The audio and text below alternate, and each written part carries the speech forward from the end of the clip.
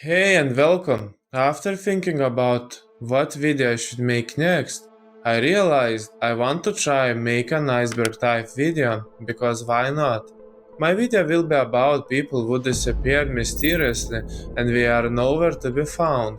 I think why I want to make these types of videos is because I love to watch them myself. And how the people say, do what you love. And I see they really got good engagement on YouTube, so I say I will give it a try. They have a mysterious vibe and feel exciting to watch. Don't know if it will give my video the same vibe, but I will give it a try. About Iceberg video, I really like the style and video construct, so first I start light and I will go deeper where the heavier stuff is. I will build constantly from start to easy going, where everything is more crazy and unexplained. And the iceberg chart is not mine. I found it on Reddit posted by Saturn Eternity, so big credit for him. So I will explain stories deeply. Some of them will be longer, some of them will be shorter, so we can understand what's happened to them. If nobody knows what an iceberg video is, I will try to explain it quickly. Iceberg information starts from the surface, like talking on the news. You can see on the newspaper and where everyone talks about it, called the surface level. And then it goes deeper and crazier. It's like an information rabbit hole, where you go more to find more unexpected and heavier information that you can never think of. So, let's dive together with me to the information deep waters, where we're gonna find unexpected. By the way, thanks for joining in, and I try to give information as good as I can. Before we start, I will explain a little how my video will work. It will be 3 levels. I start from level 1, where information is not that strange, and you can explain it. Then level 2, where things go little more crazy and it's hard to understand how that happened. And last level 3 is where people disappeared without a trace. The stories is real and hard to digest. Do think again before watching. Most of the stories are still a mystery and unsolved. Until today, police and investigators are looking for information about the cases, so if anyone has information, let them know. So I will add 3 stories to each level, so it will be 9 overall. Without further ado, Facts for You is presenting the Missing People Iceberg. So let's go. So let's begin. Level 1. Number 1. Michaela Garrett. On November 19, 1988, Michaela Garrett and her friend Katrina Rodriguez, both 9 years old, rode their scooters to Rainbow Market in Hayward, California, to buy snacks and sodas. They parked the scooters by the front door and entered the store. When the 2 girls left the shop, they discovered that Rodriguez's scooter was missing. The pair split up to search for it, and Garrett soon spotted it behind a car in the parking lot. When Garrett reached down to grab the scooter, a strange man grabbed her by the waist and forced her into the car. Rodriguez, who was watching from nearby, stood shocked as Garrett screamed. She ran inside the store. They had just left and asked a clerk to call 911. The clerk gave information of the wrong person by mistake, and that mistake gave enough time for the killer to run away and leave cold feet. Following the abduction, Michaela Garrett's disappearance became one of the most high-profile cases in the nation. The local police department received over 5,000 tips in the first year of investigation. A $70,000 reward was posted, and Garrett's photo was put on milk cartons and billboards across the country. And just after 32 years, we charged convicted killer David Mitch, but because Mitch has so far refused to comply with the investigation, the truth behind Garrett's disappearance and assumed death remains a mystery till today. Kyron Horman. On June 4th, 2010, Kyron Horman disappeared while going to school. The investigation has centered on his stepmother Terry Moulton, and the case remains unsolved till today. The story behind Kyron Horman is shocking.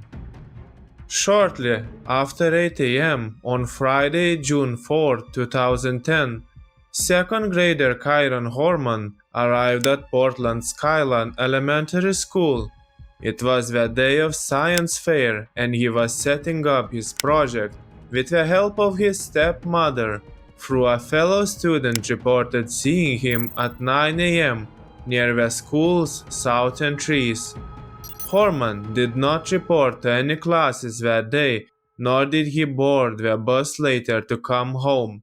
In fact, he has never been seen by anyone since. It was Horman's stepmother, Terry Moulton, who was the last family member to see the boy alive as he walked down the school's hallway to a class that Friday morning.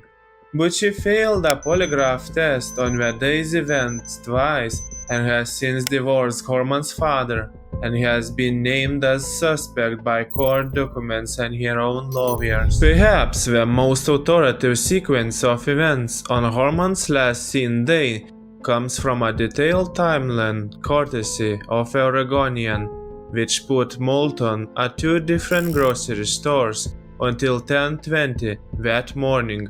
However, between then and 11:39 a.m., the stepmother has no alibi. She claims she was driving rural roads with her infant daughter Kiara, and then at 1:21 p.m., Moulton claimed to have arrived home, logged into Facebook, and posted a photo of Horman at school with his science project from that morning. When Kyron Horman's father Kane joined Moulton to meet the school bus at 3:30 p.m., but Horman did not get off. When we drove to the school and find out that Horman had been marked absent all day, we had the secretary call 911, and so the largest missing person search in Oregon history to date began. Suspects emerged from Horman's own family. At the heart of the search from Kyron Horman is the relationship between his parents and stepmother. His biological parents, Kane Horman and Desiree Young, divorced when the boy was small. Kane then married Terry Moulton, with whom he had a daughter, Kiara. But things were apparently not going well in the marriage according to emails that Moulton sent to her friends. After police showed her these messages, Young said the emails revealed that Moulton had a severe hatred for Kyron. For 10 days, Horman's case was considered a missing persons one, but the investigators announced it was officially a criminal investigation.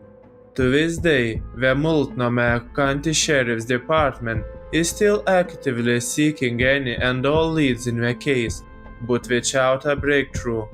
The authorities are still no closer to solving Kyron Horman's disappearance after more than 1 decade. Gary Matias. On February 24, 1978, 5 men from Yuba City, California, Jackie Hewitt, Bill Sterling, Jack Mandruga, Ted Vader, and Gary Matias made plans to go to a college basketball game in Chico, California. The men all played basketball together at the Yuba City Vocational Rehabilitation Center, and we were looking forward to participating in a tournament hosted by the Special Olympics in Sacramento on February 25. The night before the tournament, however, we had another basketball game to attend. The men climbed into Mandruga's Mercury and drove 50 miles to California State University at Chico to watch the team play against USC Davis. After the game, they stopped at a convenience store and stocked up on candy and chocolate milk for the ride home. Soon, they became known to the nation as the Yuba County Five. A witness saw them drive off, headed in the direction of Yuba City, but they never made it. Last time, the camera from the convenience store captured County 5 when we came to buy some snack. After a days-long search, police located Jack's Mandruga's car stuck in a snowbank on a remote road in the Plumas National Forest, far off the route the men were supposed to be traveling between Chico and Yuba City. However, there was no sign of their friends. It wasn't until the snow melted several months later that investigators with people's help started finding their bodies. In June 1978, the bodies of four of the Yuba County Five were discovered in the forest, scattered within a 20-mile radius of the car. The remains of Gary Matias were never found, and to this day, no one has any idea what happened to the young men or why they were in the forest to begin with. Police had a hard time finding any evidence because of the big snowstorms at the time. When the police were reached by a man named Joseph Schoons, he came forward with a bizarre story about the night just before the tournament of February 24. According to Schoons, he had been driving on the same remote road to check on his cabin in the forest where he also got stuck in a snowbank. He then suffered a heart attack while trying to free his vehicle and collapsed in pain, unable to move. Around 11:30 p.m., he noticed headlights on the road. He claimed that several men got out of a car along with a woman who was holding a baby. He called for help and the group stopped talking and disappeared. Schoon said he saw flashlight beams again about 2 hours later, but no one ever came to his assistance. When Schoons recovered enough to attempt to walk down the mountain for help, Mandruga's car was in the spot where he'd seen the group of men the night before. It's unclear if Schoons actually saw the Yuba County Five and if they really had a woman and a baby with them, or if he'd simply imagined the entire encounter in a pain-induced daze. His story only added a mystery to the case. However, it was all that investigators had to work with, at least until the snow melted in the spring. On June 4, 1978, motorcyclists exploring the trails of Plumas National Forest came across a Forest Service trailer in the woods, 20 miles from where Mandruga's car had been discovered. Curious, they opened the door to explore and were greeted with horrible and unexpected discovery. The body of Ted Viger was stretched out and on a bed in the trailer. He was wrapped in sheets and his feet were frostbitten. Viger's body was emaciated, and the length of his beard suggested that he'd been alive for 2 to 3 months after disappearing. Oddly, although Viger had broken into the trailer, he hadn't opened a locker in the shed that contained enough food rations to feed all 5 men for more than a year. Nor he had used the matches, fuel, or propane tank located in another shed to keep the trailer warm. It seemed that he simply spent months waiting to die. The next day, investigators found the remains of Jack Mandruga and Bill Sterling in the woods several miles away. Animals had eaten away at their bodies. It was unclear if the man had ever reached the trailer. Shortly after, Jackie Hood's shoes and spine were discovered just 2 miles from the trailer. His school was located 100 yards away. The men's families had countless questions about the discovery. How did we get there? Why had we left the car? But there was one question that overshadowed them all. Where was Gary Matias? To this day, Matias' body has never been found. His sneakers were discovered in the trailer, suggesting that he'd been inside at some point, but there is no other traces of him ever turned up. Investigators were unable to find evidence that a woman and a baby were ever on the mountain road the night the Yuba County Five disappeared. Regardless, the man's family members remain steadfast in their belief that something nefarious occurred that evening. There was some force that made them go up there, said Jack's Madruga's mother, Mabel. They wouldn't have fled off in the woods like that. We know good and well that somebody made them do it. We can't visualize someone getting the upper hand on our 5 men, but we know it must have been. So we came to level 2. Now get your seatbelts ready, because it will be a bumpy ride now. Level 2. Susan Powell. Susan Cox Powell is the third daughter of Charles and Judy Cox, and was 28 years old when she was reported missing on December 7, 2009. She was born in New Mexico and lived in Alaska before her family settled in Washington state, and when she was a child. She and her husband later moved to Utah. Susan is a devoted mother to her 2 small boys, and her family and friends know that she would never voluntarily be separated from them. Susan is an outgoing, optimistic person with a servant's heart and boundless energy. Susan Powell was last seen in her home in West Valley City, Utah on December 6, 2009. Police were called on the morning of December 7 when Susan's child care provider became concerned that Susan did not drop her children off as scheduled. It was soon discovered that both Susan and her husband Joshua failed to report for work at their respective jobs. When no one could reach Susan or Joshua, the police searched the family home, fearing that the family may have succumbed to carbon monoxide poisoning. No one was in the home.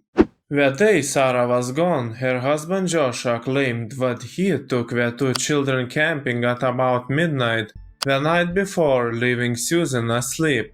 As a result of their investigation, police have characterized her disappearance as suspicious with criminal overtones. While searching the Powell residence on December 9, investigators found traces of Susan's blood on the floor, life insurance policies on Susan for $1.5 million US, and a handwritten letter from Susan expressing fear for her life. DNA test results released in 2013 matched one blood sample with Susan, while another sample was determined to have come from an unknown male contributor. In August 2012, West Valley City Police released documents showing Joshua took actions that were regarded as highly suspicious following Susan's disappearance.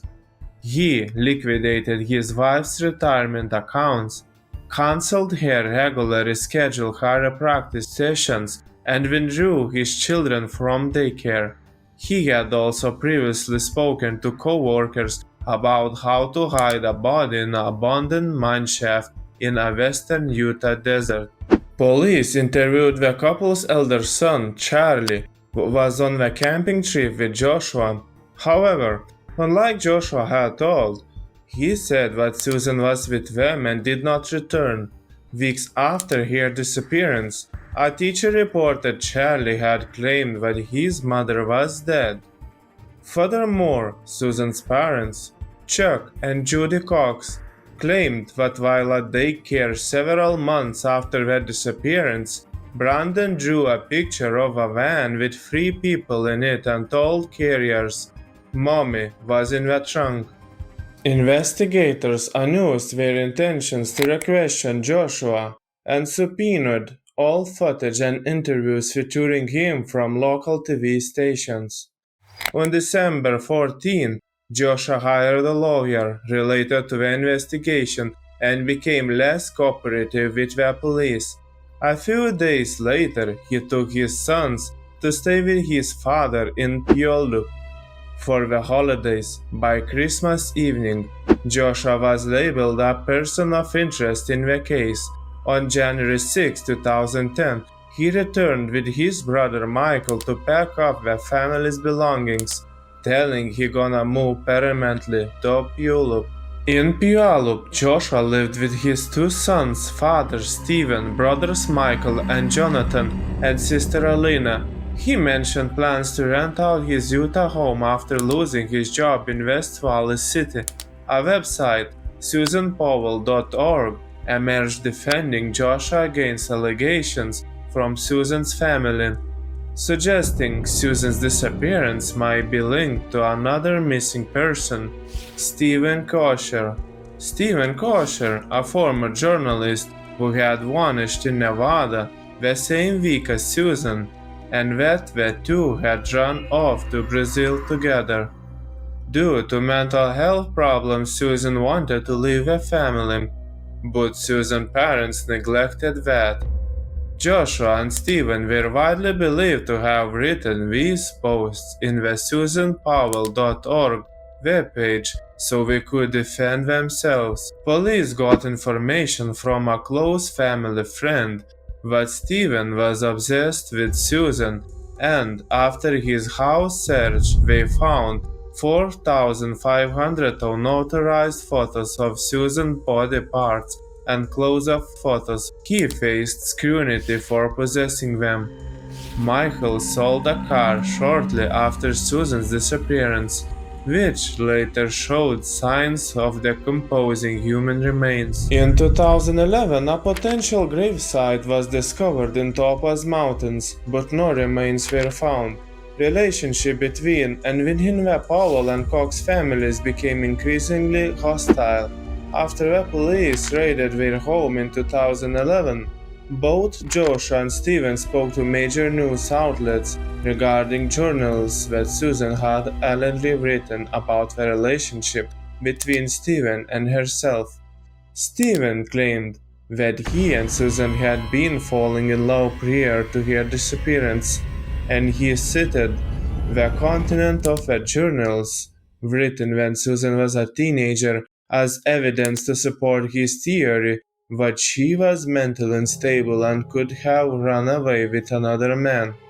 A judge issued a permanent injunction forbidding Josh and Stephen from publishing any material for Susan's journals, ordering the pair to either return or destroy any journals already published. On September 22, Stephen was arrested on charges of voyeurism and child pornography after police found evidence that he had secretly videotaped young girls and numerous women, including Susan. Susan's father sought custody of the children after Stephen's arrest, with Joshua being told to move out of Stephen's house to regain custody. However, he was accused of deceiving the court by not truly moving out. Jennifer Graves, Joshua's sister, believed that he was responsible for Susan's disappearance. Alina Powell suspected Joshua as well, but later defending him because she thought the investigation harassed Joshua in some way. By late 2012, West Valley City had spent over $500,000 on the case, with officials indicating progress in the investigation. Court-ordered evaluations conducted by James Manley in Washington found Joshua not to fit the criteria as a parent and highlighted concerns about his behavior, defensiveness, and paranoia. Later in 2012, about 400 images of simulated pornography were found on a computer from the Powell home. Susan bought the computer second-hand, with the files in it and the images, while not illegal due to them being in a hand-drawn or cartoon 3D format, were caused for great concern to Manley, particularly given Joshua's earlier denial of possessing any such material. Joshua was recommended to receive a more thorough psychosexual evaluation and polygraph test, but Manley suggested no change in the visitation schedule with the Powell children. Joshua was accused of viewing them. Additionally, Joshua's brother Michael created a Google site page accusing Susan's parents of child abuse and neglect, which was later taken down due to violations of Google's terms of use. On February 5, 2012, during a supervised visit with his sons Charlie and Brandon at his South Hill home, Joshua locked out with his two sons in the house and didn't let social worker Elizabeth Griffin Hall in. Shortly after, the house exploded, killing all three. Authorities treated it as a deliberate double murder-suicide. Upon hearing the news, Stephen, Joshua's father, displayed anger rather than grief. He later refused to answer questions about Susan's disappearance, leading many including Chuck Cox to suspect his involvement. Stephen was convinced of voyeurism. In an unrelated trial, investigations revealed that the explosion was planned. To that terribly sad story out of Washington State. Josh Powell, who lost custody of his two boys after being suspected of killing his missing wife Susan back in 2009, killed himself and the children Sunday by setting the house on fire with a gas explosion. ABC's Neil Karlinski is in Graham, Washington with the latest. Good morning, Neil. George, good morning. There are two overwhelming emotions out here this morning. Deep sadness and also anger. Anger that these two little boys couldn't somehow be protected from their father. A man that so many people feared was a killer. The fire and apparent explosion was so powerful it shook neighbors' homes and sent bits of insulation from the house raining down on the neighborhood. The cause of death for Joshua and the boys was carbon monoxide poisoning, with evidence suggesting Joshua attacked the boys with a hatchet before succumbing to smoke and fumes. Gasoline was found in a search around the house, indicating an attempt to accelerate the fire. Prior to the incident, Joshua had sent goodbye emails to friends and relatives, instructing them on finding his financial wealth, which was money, and shutting off his utilities. He had withdrawn $7,000 from his bank account, donated his children's books and toys to charity before the incident, and named his brother Michael as his life insurance beneficiary. Charlie and Brandon were laid to rest at Woodbine Cemetery, where there's also a memorial for their mother Susan.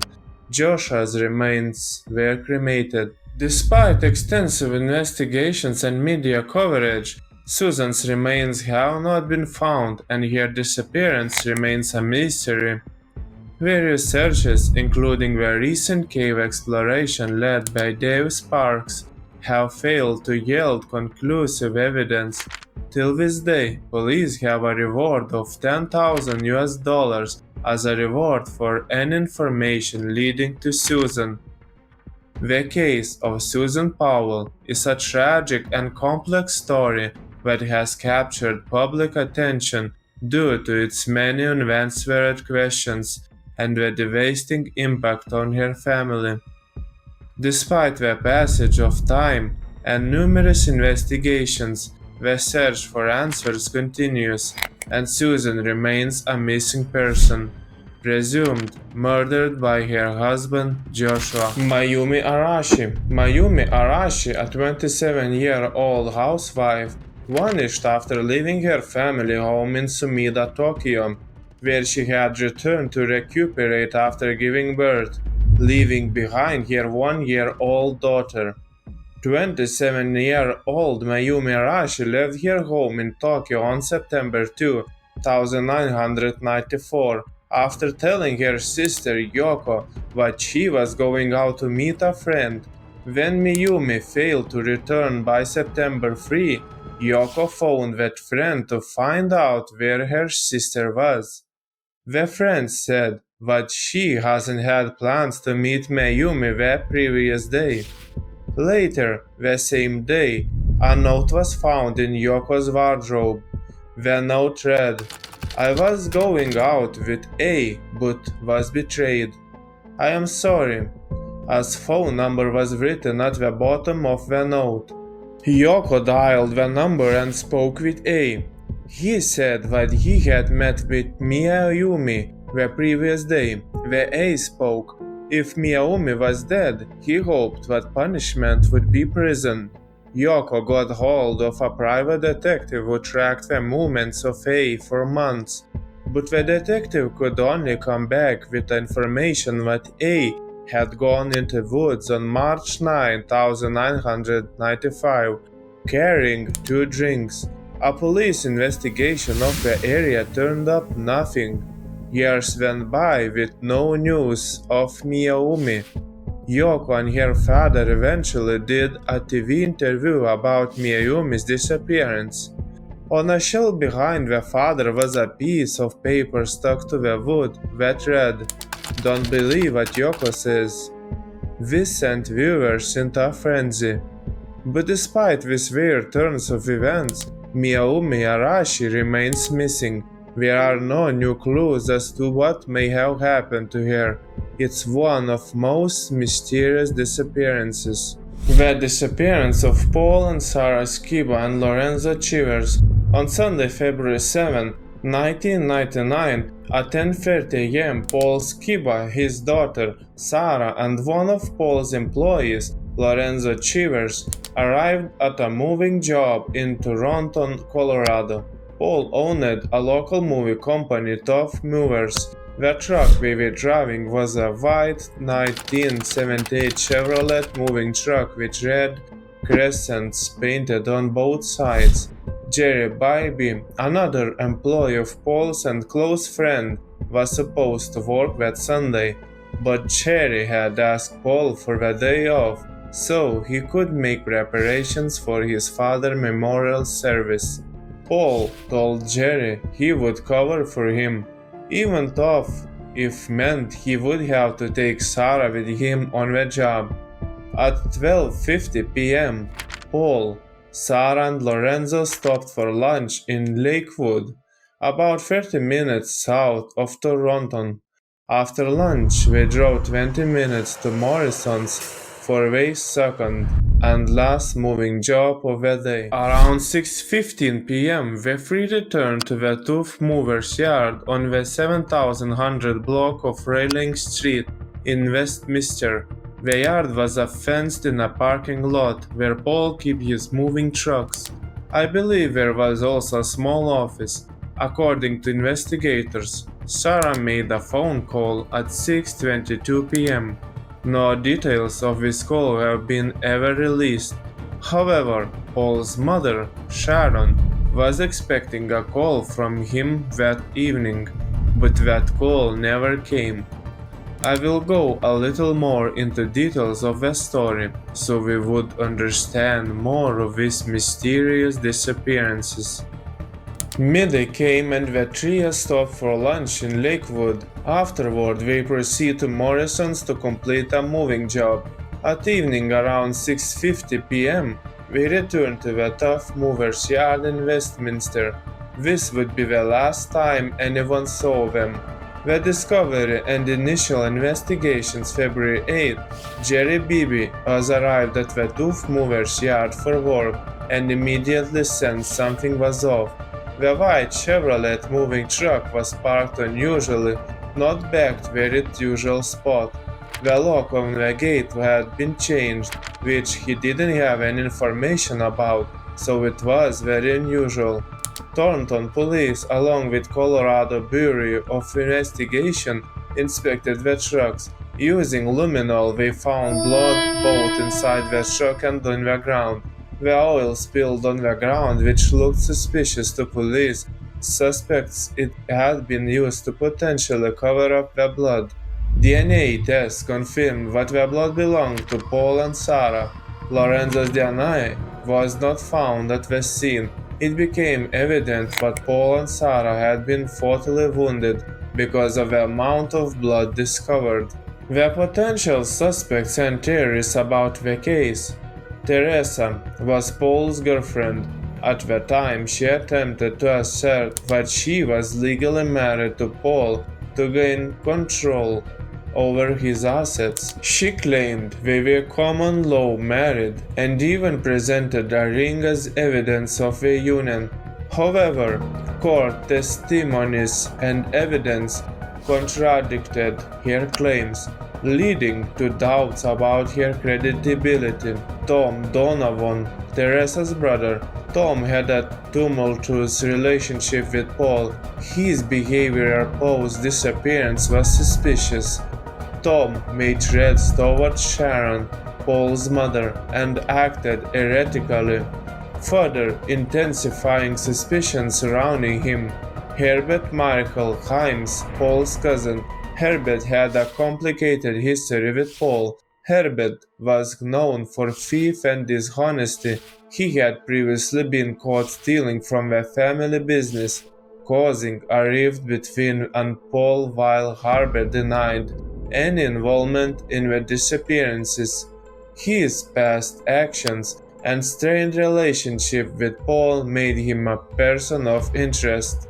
Lorenzo Chivers, although Lorenzo was an employee and not a family member, his involvement was complex. His DNA was notably absent from expecting locations, fueling speculations about his potential role. Friends and family described Lorenzo as a kind and loving individual, making this possible involvement even more puzzling. Sharon had legal battles with Paul's mother. Sharon found herself entangled in legal disputes with Teresa over Paul's assets and the control of Tough Movers' business. The court sided with Sharon, recognizing her as the rightful custodian of Paul's estate. So, the current status is that the investigation remains open, with law enforcement agencies continuing their efforts to uncover the truth. If you personally have any information about this case, please call the Westminster Police Department or Metro Denver Crime Stoppers. Callers can remain anonymous by contacting. Anyone with information may be eligible for reward up to $4,000. Thanks for sticking to the last level 3, where everything is more mysterious and impossible to explain. Level 3, Hannah Up. Hannah Up was last seen on September 14, 2017 in St. Thomas Street, USA, Virgin Islands. Her disappearance occurred 1 week after Hurricane Irma struck the island and 1 week prior to the arrival of Hurricane Maria, which brought heavy rains. This was not the first time Hannah gone missing. In August 2008, she was living in New York and working as a teacher. She disappeared on the first day of school and was missing for 20 days. She was later found floating face down in the water near Montana and was treated for hypothermia, severe sunburn, and dehydration before being transferred to a psychiatric unit. In 2012, while living in Maryland and working at a Montessori school, Hannah disappeared once again on the first day of school and was later found in a creek about 1.5 miles away from her workplace, having entered another dissociative fugue. 4 years later, Hannah moved to St. Thomas and began working at the Virgin Islands Montessori School, believing Irma, the hurricane which occurred, may have triggered Hannah's amnesia. Brandley and some of her remaining friends started searching near water, knowing that her last two fugues had involved a river and a creek. They started with her favorite beach, Sapphire Beach, on the island east side where the keen swimmer often snorkeled. On the day of her disappearance, she left her sundress, sandals, car and car keys at a local bar where she often went snorkeling. Brandley is a veteran and trained emergency technician based on the island, who was organizing search parties for missing people in the storm's wake. He and his group of volunteers began conducting searches by foot and by boat, scouring the shorelines and a small island nearby where a current may have swept her away if she did indeed enter the water. The Coast Guard sent 3 helicopters to conduct searches from above, but still, no traces of Hannah could be found. After 3 days, we had to suspend the search with Hurricane Maria fast approaching. Bradley said Hannah's mom, Barbara Up, was distraught but unwavering in her optimism. What Hannah, just like the last 2 times she gone missing, would soon be found again. In the wake of her disappearance, loved ones of Hannah developed a range of theories as to what may have happened to her and where she might be. During her first fugue in New York, roughly 2 weeks into her disappearance, Hannah was spotted at an Apple store in Midtown Manhattan, where she logged into one of the computers on display to check her Gmail account. According to a report in New Yorker, a man approached Hannah in the store and asked if she was a missing woman he'd seen on the news, but she blew him off. Bradley says he was told Hannah even gave people fake names when strangers approached her asking if she was Hannah. This led some of her friends and other searchers to the conclusion that perhaps Hannah had assumed a new identity, had traveled to another island or back to the USA with no ID, and started her life anew among a group of displaced individuals unable to remember her real name. Others, including Bradley, however, believe Hannah went for a swim on the last day she was seen alive and never made it out of the water.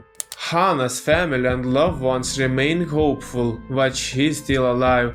Due to her skill as a swimmer, there is possibility that she may have survived for several days in the water. Some speculate that she may have boarded one of the many boats evacuating the island during the hurricane and traveled to Florida, the Bahamas, St. Croix or Puerto Rico. As of now, Hannah's disappearance remains unsolved. John Patrick Kerrigan.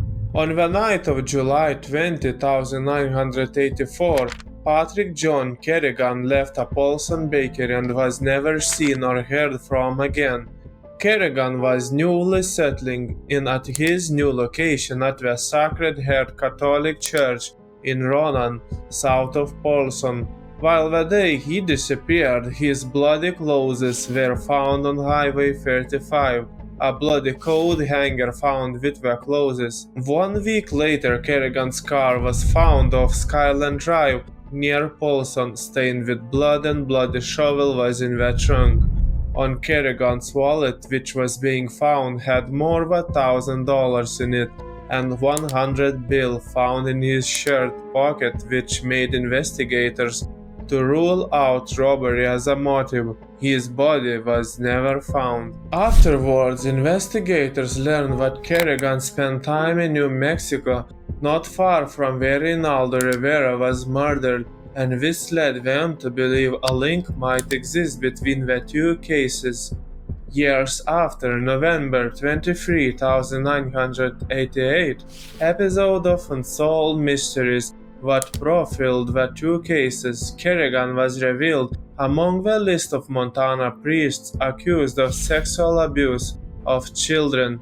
The time he spent in New Mexico is believed that was related to the allegations against him, as he had been relocated severally before ending up in Ronan.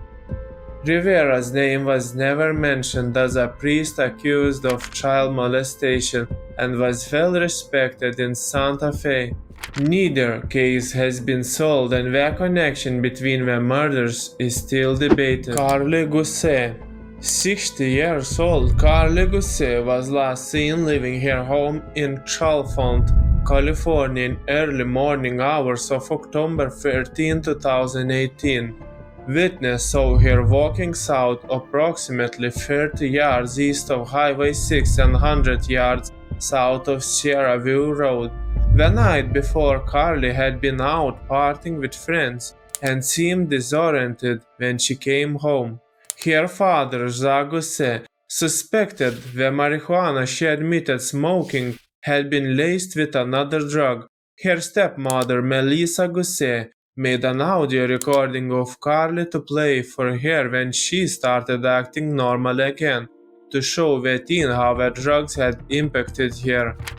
Carly is described as a white female 5'7" and approximately 110 pounds at the time of her disappearance, with blonde brown hair and blue eyes. Carly was last seen wearing a white shirt and gray sweatpants. Police found no evidence of disappearance of Carly Gusset. A $5,000 reward is being offered by FBI for information leading to Carly's discovery. The circumstances of Carly's disappearance remain unclear, and her case is currently classified as missing. Her case remains unsolved. So that's all the stories I got for that video. It took me some time to gather information, and I tried to explain all the details as best as possible. Thanks for watching, and let me down in the comments, do you guys want another Iceberg video? Thanks for watching, and goodbye.